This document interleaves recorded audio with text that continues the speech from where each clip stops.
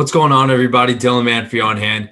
After dropping both MAC games to Siena last weekend, the women's basketball team is still scrapping for its first Metro Atlantic Athletic Conference win of the 2020-2021 season.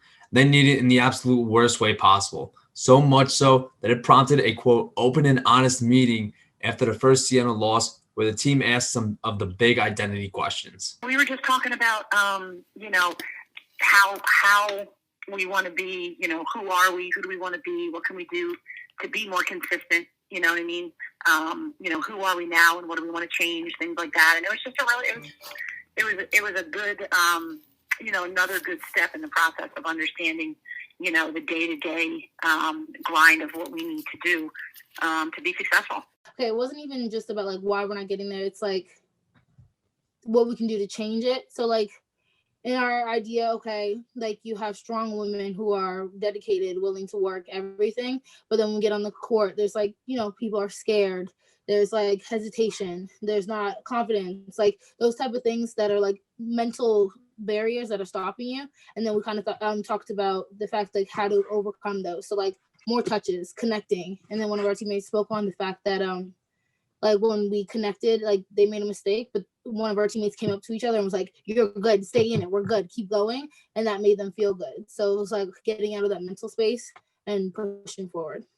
You got to give Rider a little bit of credit, though. It did have some good play and kept it close a lot in the first half of the game 2 against Siena, but they ultimately lost 69-60 and fell to 0-8 in MAC play of the season. Freshman forward Rafaela Toussaint, who's been very good for Rider this season, was named MAC Rookie of the Week on January 11th for her performances in the Siena series.